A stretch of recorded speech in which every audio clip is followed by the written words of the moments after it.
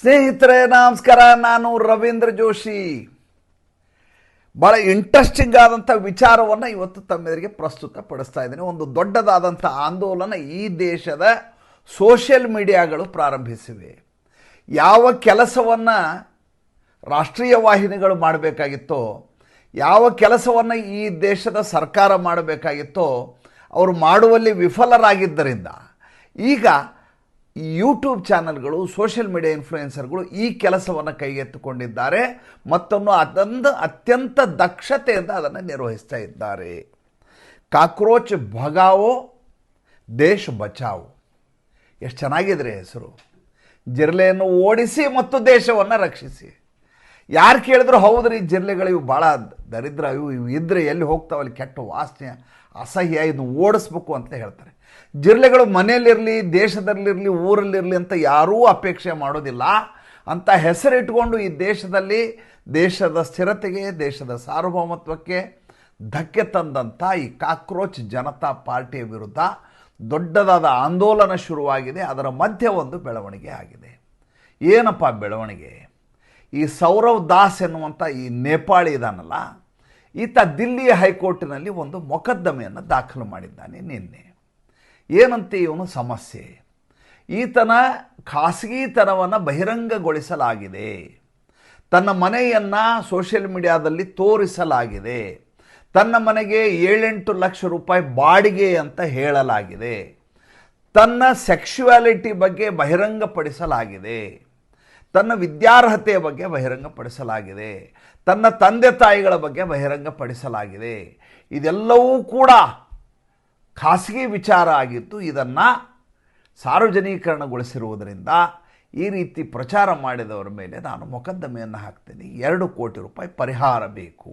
ನೋಡಿ, ಮೊದಲೇದಾಗಿ ಈತ ಇಷ್ಟು ವರ್ಷವೂ ಕೂಡ ಬ್ಲ್ಯಾಕ್ ಮೇಲ್ ಮಾಡಿಕೊಂಡೇ ಜೀವನ ಮಾಡಿದ್ದ. ತನ್ನನ್ನು ತಾನು ಮಾಹಿತಿ ಹಕ್ಕು ಕಾರ್ಯಕರ್ತ ಅಂತ ಹೇಳ್ಕೊಂಡು ಈತ ಕೋರ್ಟಿನಲ್ಲಿ ಸುವರ್ಣಕಾಂತ ಶರ್ಮಾ ಪ್ರಕರಣ ಇದೆಯಲ್ಲ, ನಿಮ್ಗೆ ನೆನಪಿದೆ ಅಲ್ವಾ? ಅರವಿಂದ್ ಕೇಜ್ರಿವಾಲು ಒಬ್ಬ ಜಡ್ಜ್ಗೆ ಈಕೆ ನನ್ನ ಕೇಸನ್ನು ನಡೆಸಬಾರ್ದು, ಏಕೆಂದರೆ ಜಸ್ಟಿಸ್ ಸ್ವರ್ಣಕಾಂತ ಶರ್ಮಾ ಅವ್ರ ಮಕ್ಕಳು ಕೇಂದ್ರ ಸರ್ಕಾರದ ಕೇಸುಗಳನ್ನು ತಗೋತಾರೆ. ಸ್ವರ್ಣಕಾಂತ ಶರ್ಮಾ ಅವರು RSS ಕಾರ್ಯಕ್ರಮಕ್ಕೆ ಹೋದವರು, ಆದ್ದರಿಂದ ಅವರು ಹಿಂದೆ ಸರಿಯಬೇಕು, ಪೀಠದಿಂದ ಹಿಂದೆ ಸರಿದು ಬೇರೆ ಜಡ್ಜ್ಗೆ ಅವಕಾಶ ಮಾಡಿಕೊಡ್ಬೇಕು, ರೆಕ್ಯೂಸ್ ಮಾಡಬೇಕು ಅಂತ ಈತ ಇನ್ನಿಲ್ಲದ ಹಾಗೆ ಅಲವತ್ತುಕೊಂಡಿದ್ದ ಅರವಿಂದ್ ಕೇಜ್ರಿವಾಲ್. ಅದರ ಹಿಂದಿದ್ದಂಥ ಅತಿ ದೊಡ್ಡದಾದಂಥ ವಿಧ್ವಂಸಕ ಶಕ್ತಿ ಯಾವುದು ಅಂತ ಕೇಳಿದರೆ ದ ಸೇಮ್ ಸೌರವ್ ದಾಸ್. ಈ ಮಾಹಿತಿಯನ್ನು ಅರವಿಂದ್ ಕೇಜ್ರಿವಾಲ್ಗೆ ಕೊಟ್ಟು ಅರವಿಂದ್ ಕೇಜ್ರಿವಾಲ್ ಮೂಲಕ ಹೇಗಾದರೂ ಮಾಡಿ ಆ ಆನರಬಲ್ ಜಸ್ಟಿಸ್ಗೆ ಅವಮಾನ ಮಾಡಬೇಕು, ಮುಜುಗರ ಮಾಡಬೇಕು ಅಂತ ಈತ ಪ್ರಯತ್ನ ಮಾಡಿದ್ದ. ಕೊನೆಗೆ ಯಾಕೆ ನಾ ಈ ರೀತಿ ರೆಕ್ಯೂಸ್ ಮಾಡಲ್ಲ, ನೀನೇನು ಮಾಡ್ಕೋ ಅಂತ ಸೆಡ್ ಹೊಡಿತಾರೆ. ಅದಾದಮೇಲೆ ಕೇಸು ಭಾಳ ದೂರ ಹೋಗ್ಬಿಡುತ್ತೆ. ಆಮೇಲೆ ಅವರು ತಮಗೆ ತಾವೇ ಹಿಂದೆ ಸರಿತಾರೆ. ಇದು ನಡೆದು ಹೋದ ಘಟನೆ. ಆದರೆ ಈ ಘಟನೆಯಿಂದ ಇದ್ದಂಥ ಶಕ್ತಿ ಯಾವುದು ಅಂತ ನೋಡಿದರೆ ಇದೇ ಸೌರವ್ ದಾಸ್.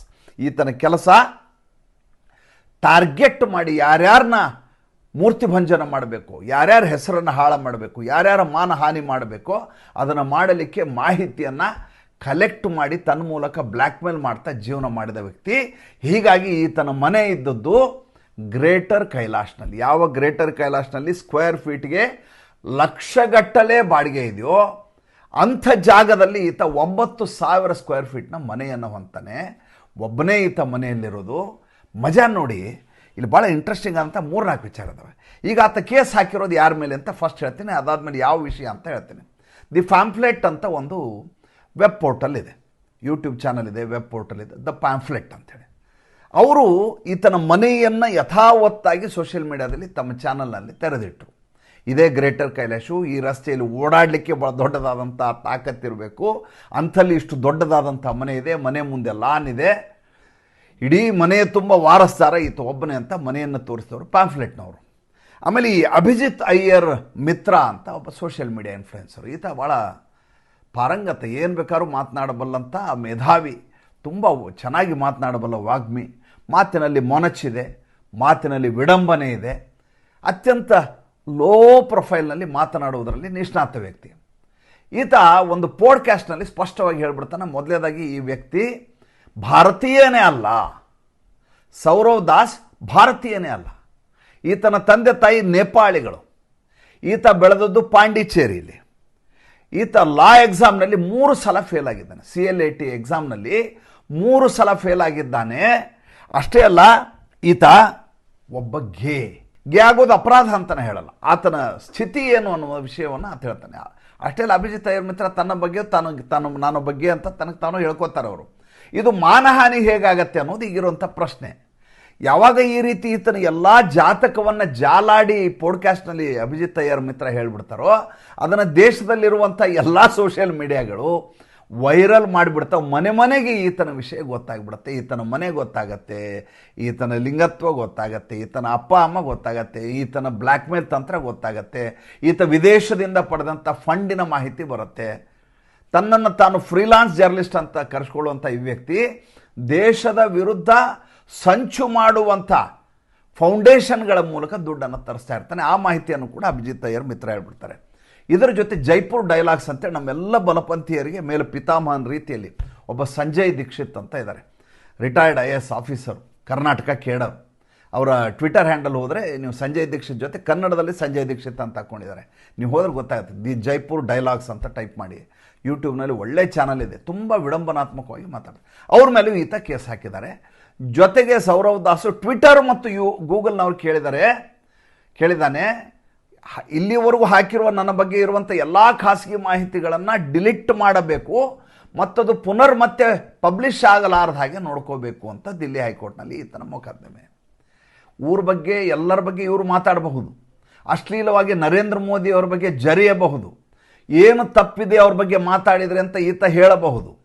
ಎಲ್ಲರ ಬಗ್ಗೆ ಏನು ಬೇಕಾದರೂ ಇವರು ಮಾತಾಡಿದರೂ ಕೂಡ ಅದು ಕ್ಷಮಾರ್ಹ ಮತ್ತು ಇವರೇ ಪೊಲೀಸರನ್ನ ಹೊಡೆದು ಪೊಲೀಸರ ಮೇಲೆ ಮೊಕದ್ದಮೆ ಹಾಕುವಂಥ ಜನ. ತಮ್ಮ ಮೇಲೆ ಯಾವಾಗ ಬರುತ್ತೋ ಆವಾಗ ಇವರಿಗೆ ಕಾನೂನಿನ ರೀತ್ಯ ಇದಕ್ಕೊಂದು ಪರ್ಮನೆಂಟ್ ಇಂಜಂಕ್ಷನ್ ತಗೋಬೇಕು ಅನ್ನುವಂಥ ಐಡಿಯಾ ಬಂದ್ಬಿಡುತ್ತೆ. ಈಗ ಆತ ಕೇಳ್ತಾ ಇರೋದು ಶಾಶ್ವತವಾದಂಥ ತಡೆಯಾಜ್ಞೆ ಬೇಕಂತೆ. ನನ್ನ ಬಗ್ಗೆ ಎಂದೂ ಏನೂ ನನ್ನ ಖಾಸಗಿ ವಿಚಾರವನ್ನು ಪಬ್ಲಿಷ್ ಮಾಡಬಾರ್ದು. ಹೆಂಗಿದೆ ಸ್ವಾಮಿ ಇದು?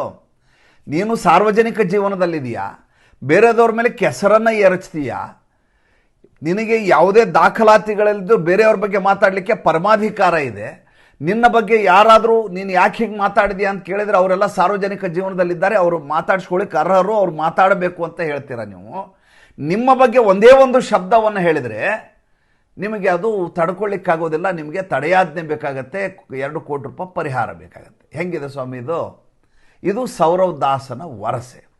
ಯಾವಾಗ ಸೌರವ್ ದಾಸರ ಮೇಲೆ ಈ ರೀತಿಯದಾದಂಥ ಹೇಳಿಕೆಗಳು ಬರಲಿಕ್ಕೆ ಶುರುವಾದವು, ಯಾವಾಗ ಈತ ಕೋರ್ಟ್ಗೆ ಹೋದಂತ ಗೊತ್ತಾದ ತಕ್ಷಣ ಈ ಸೋಷಿಯಲ್ ಮೀಡಿಯಾ ಪೋರ್ಟಲ್ ಅವರು ಈತರ ಮೇಲೆ ಇಂಡಸ್ಟ್ರಿ ಏರಾಗಲಿಕ್ಕೆ ಶುರು ಮಾಡಿದರು. ಸ್ವತಃ ಅಭಿಜಿತ್ ಅಯ್ಯರ್ ಮಿತ್ರ ಮತ್ತೊಂದು ಪಾಡ್ಕಾಸ್ಟ್ ಮಾಡ್ತಾರೆ. ನಿನ್ನೆ ಮಾಡಿ ಅದೇ ಸಂಜಯ್ ದೀಕ್ಷಿತ್ ಅವರ ಪಾಡ್ಕಾಸ್ಟ್ನಲ್ಲಿ ಕೂತ್ಕೊಂಡು ಹೇಳ್ತಾರೆ, ಈತ ತನ್ನ ಮನೆ ಅದೇ ಎನ್ನುವುದನ್ನು ಒಪ್ಪಿಕೊಳ್ಳುತ್ತಿದ್ದಾನೆ, ನಮಗೆ ಅದೇ ಬೇಕಾಗಿತ್ತು. ಈತ ಕಾನೂನು ರೀತ್ಯ ಪರಿಹಾರವನ್ನು ಬಯಸ್ತಾ ಇದ್ದಾನೆ, ಗೂಂಡಾಗಿರಿ ಮಾಡುವ ಮೂಲಕ ದೇಶವನ್ನು ಹಾಳು ಮಾಡಲಿಕ್ಕೆ ತಯಾರು, ಆದರೆ ತಮಗೆ ಕಾನೂನಿನ ರಕ್ಷಣೆ ಬೇಕು ಅಂತ ಕೋರ್ಟ್ಗೆ ಹೋಗಿದ್ದಾನೆ. ಈಗ ನಮಗೆ ಖಚಿತ ಆಯಿತು ಈತ ಇದೇ ಮನೆಯಲ್ಲಿದ್ದೀನಿ ಅನ್ನುವುದನ್ನು ಖಚಿತಪಡಿಸಿದ. ಹಾಗಾದ್ರೆ ಲಾಭ ಏನು? ಯಾಕೆಂದರೆ ಯಾವ ಮನೆಯಲ್ಲಿ ಈತ ವಾಸವಾಗಿ ಬಾಡಿಗೆ ಇದ್ದಾನೋ ಆ ಮನೆಗೆ ವಾರಸ್ದಾರ ಇಲ್ಲ, ಆ ಮನೆಗೆ ಓನರ್ ಇಲ್ಲ.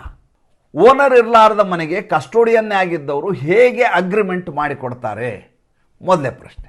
ಎರಡನೆಯದು, ಈತ ನಾನು 7-8 ಲಕ್ಷ ರೂಪಾಯಿ ಬಾಡಿಗೆ ಕೊಡ್ತೀನಿ ಅಂತ ಹೇಳಿದ್ದಾರೆ, ಚಾನಲಲ್ಲಿ ಹೇಳಿದ್ದಾರೆ. ಆತ ಕೊಡ್ತಾ ಇಲ್ಲ ಅಂದರೆ ಎಷ್ಟು ಕೊಟ್ಟಿದ್ದೀನಿ ಅನ್ನುವಂಥ ದಾಖಲೆಯನ್ನು ಕೊಡಬೇಕಾಗತ್ತೆ. ಗ್ರೇಟರ್ ಕೈಲಾಶಲ್ಲಿ 9,000 ಸ್ಕ್ವೇರ್ ಫೀಟ್ ಇರುವ ಮನೆಯ ಬಾಡಿಗೆ ಎಷ್ಟಿದೆ ಅನ್ನೋದನ್ನು ಸರ್ಕಾರದ ಮಾಹಿತಿಗೆ ಇದ್ದೇ ಇರುತ್ತೆ. ಅದರ ಪ್ರಕಾರ ಒಂದು ರೇಟ್ ಇರುತ್ತೆ. ಈತ ಬಾಡಿಗೆ ಎಷ್ಟು ಕೊಟ್ಟಿದ್ದೀನಿ ಅನ್ನೋದನ್ನು ಹೇಳಬೇಕಾಗತ್ತೆ. ಈತ ತೆರಿಗೆಯನ್ನು ಕಟ್ಟೋದಿಲ್ಲ, ಇನ್ಕಮ್ ಟ್ಯಾಕ್ಸ್ ಪೇಯರ್ ಅಲ್ಲ. ಹಾಗಾದರೆ ಈತ ಅಷ್ಟು ಬಾಡಿಗೆಯನ್ನು ಹೇಗೆ ಕಟ್ಟಿದ? ಈತನಿಗಿರುವಂಥ ಸೋರ್ಸ್ ಯಾವುದು ಅನ್ನುವಂಥ ಪ್ರಶ್ನೆ ಬರುತ್ತೆ. ನಾನು ನೇಪಾಳಿ, ನನ್ನ ಐಡೆಂಟಿಟಿ ಬಗ್ಗೆ ಪ್ರಶ್ನೆ ಮಾಡಿದ್ದಾರೆ ಅಂತ ಹೇಳ್ತಾನೆ. ಹಾಗಾಗಿ ನೀನು ಭಾರತೀಯ ಪೌರ ಅನ್ನುವಂಥ ದಾಖಲಾತಿಗಳನ್ನು ತೋರಿಸು. ಈಗ ಎಲ್ಲ ಪ್ರಶ್ನೆಗಳನ್ನು ಕೋರ್ಟಿನಲ್ಲಿ ಕೇಳಲಿಕ್ಕೆ ಎಲ್ಲರೂ ಸನ್ನದ್ಧರಾಗಿ ಕೂತಿದ್ದಾರೆ. ಜೊತೆಗೆ ಕಾಕ್ರೋಚ್ ಭಗಾವೋ ದೇಶ್ ಬಚಾವೋ ಆಂದೋಲನವನ್ನು ಅತ್ಯಂತ ಪರಿಣಾಮಕಾರಿಯಾಗಿ ಮಾಡಲಿಕ್ಕೆ ಸನ್ನದ್ಧತೆ ನಡೀತಾ ಇದೆ. ನಿನ್ನೆ ಒಂದು ವಿಡಿಯೋ ಮಾಡಿದ್ದೆ ಜೈಪುರ್ನಲ್ಲಿ ಈ ರಾಂಕಾನ ಮೇಲೆ ಆದಂಥ ದಾಳಿಯ ಬಗ್ಗೆ. ಮಜಾ ಅಂದರೆ ಈಗ ವಿಷಯ ಗೊತ್ತಾಗ್ತಾ ಇದೆ. ಮೊದಲು ಒಂದು ಸಲ ಇವರು ಬಂದು ಹೋಗಿದ್ದಾರೆ ಅಲ್ಲಿಗೆ, ಆಶುತೋಷ್ ರಾಂಕ ಮತ್ತು ಆತನ ಗ್ಯಾಂಗು ಬಂದು ಹೋದ ಸಂದರ್ಭದಲ್ಲಿ ಆ ಪ್ರದೇಶದಲ್ಲಿರುವಂಥ ಜನ, ಅಂದರೆ ಅದು ಬಗರು ಎನ್ನುವಂಥ ವಿಧಾನಸಭಾ ಕ್ಷೇತ್ರಕ್ಕೆ ಬರುವಂಥ ಊರದು, ಹಳ್ಳಿ ಅಲ್ಲ, ಒಂದು ಊರು. ಆ ಊರಿನಲ್ಲಿ ಬಂದಂಥ ಜನರಿಗೆ ಮೊದಲು ಸಮಾಧಾನ ಮಾಡಿ ಕಳಿಸಿದ್ದಾರೆ, ಬೇಡ ಇಲ್ಲಿ ಬರಬೇಡಿ, ನಮ್ಮ ಸ್ಕೂಲಿಗೆ 12 ಲಕ್ಷ ರೂಪಾಯಿ ಸ್ಯಾಂಕ್ಷನ್ ಆಗಿದೆ, ನಮ್ಮ MLA ಯಾರಿದ್ದಾರೆ ಅವರು ಮಾಡಬೇಕಾದ ಕೆಲಸಗಳನ್ನು ಮಾಡ್ತಾ ಇದ್ದಾರೆ, ನಮ್ಮ ಶಾಲೆಯಲ್ಲಿ ಬಂದು ನೀವೇನು ಆಡಿಟ್ ಮಾಡಬೇಕಾದ ಅಗತ್ಯ ಇಲ್ಲ ಅಂತ ಹಳ್ಳಿ ಜನ ಬಂದು ಹೇಳಿದ್ದಾರೆ. ಇವರು ವಾಪಸ್ ಹೋಗ್ತಾರೆ. ವಾಪಸ್ ಹೋಗಿ ಇನ್ನಷ್ಟು ಜನರನ್ನು ಕರ್ಕೊಂಬರ್ತಾರೆ, ಇನ್ನೊಂದಿಷ್ಟು ಕಾರುಗಳು ಬರ್ತವೆ. ಬರುವಾಗ ಕೈಯಲ್ಲಿ ಮೊಬೈಲ್ ಹಿಡ್ಕೊಂಬರ್ತಾರೆ, ಕಾರಿನಲ್ಲಿ ಮಾರಕಾಸ್ತ್ರಗಳನ್ನ ಇಟ್ಕೊಂಡು ಬರ್ತಾರೆ.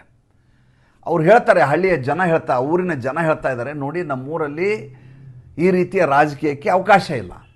ಇವರೆಲ್ಲ ದಿಲ್ಲಿಯ ಜಂತರ್ ಮಂತರ್ಲಿ ಏನು ಮಾಡಿದ್ದಾರೆ ಅನ್ನೋದನ್ನು ನಾವು ಈಗಾಗಲೇ ನೋಡಿದ್ದೀವಿ. ನಮ್ಮಲ್ಲಿ ಆ ರೀತಿಯ ದ್ವೇಷದ ವಾತಾವರಣನ ಹೆಚ್ಚು ಮಾಡಲಿಕ್ಕೆ, ಉದ್ರೇಕಗಾರಿಯಾದಂಥ ಪರಿಸ್ಥಿತಿಯನ್ನು ಮಾಡಲಿಕ್ಕೆ, ಪ್ರಕ್ಷುಬ್ಧತೆಯನ್ನು ಉಂಟು ಮಾಡಲಿಕ್ಕೆ, ಉದ್ವಿಗ್ನತೆಯನ್ನು ಉಂಟು ಮಾಡಲಿಕ್ಕೆ ನಾವು ಯಾವುದೇ ಕಾರಣಕ್ಕೂ ತಯಾರಿಲ್ಲ. ಅವರಿಗೆ ಪ್ರೀತಿಯಿಂದ ಹೇಳಿದ್ವಿ ವಾಪಸ್ ಹೋಗ್ರಿ ಅಂತ. ವಾಪಸ್ ಹೋಗಲಿಲ್ಲ ಅಂದಾಗ ಅಟ್ಟಿಸ್ಕೊಂಡು ಹೋಗಬೇಕಾದ ಅನಿವಾರ್ಯತೆ ಬಂತು. ಅವ್ರ ಕಾರಿಗೆ ನಾವು ಯಾರೂ ಕಲ್ಲಲ್ಲಿ ಹೊಡೆದಿಲ್ಲ, ಅವ್ರ ಕಾರಿಗೆ ಅವರೇ ಕಲ್ಲು ಹೊಡ್ಕೊಂಡಿದ್ದಾರೆ, ಅವರೇ ಗಾಯ ಮಾಡ್ಕೊಂಡು ಕೈ ಬ್ಯಾಂಡೇಜ್ ಹಾಕ್ಕೊಂಡಿದ್ದಾರೆ. ನಮ್ಮದೇನೂ ಇದರಲ್ಲಿ ತಪ್ಪಿಲ್ಲ, ಅವರೆಲ್ಲರ ಮೇಲೆ ಕೇಸ್ ಹಾಕಬೇಕು ಅಂತ ಗ್ರಾಮಸ್ಥರಿಗೆ ಕೇಳ್ತಾ ಇದ್ದಾರೆ. ಆದರೆ ಆಶುತೋಷ್ ರಾಂಕ ಹೇಳ್ತಾ ಇರೋದೇನು? ಆಶುತೋಷ್ ರಾಂಕ ಹೇಳ್ತಾ ಇರೋದು BJP ಗೂಂಡಾಗಳ ಮೇಲೆ ಬಂದು ನಮ್ಮ ಮೇಲೆ ದಾಳಿ ಮಾಡಿದರು, ಅವ್ರ ಮೇಲೆಲ್ಲ ಕೇಸ್ ಹಾಕಬೇಕು, ಅವ್ರ ಮೇಲೆ ಅಟೆಂಪ್ಟ್ ಟು ಮರ್ಡರ್ ಕೇಸ್ ಹಾಕಬೇಕು.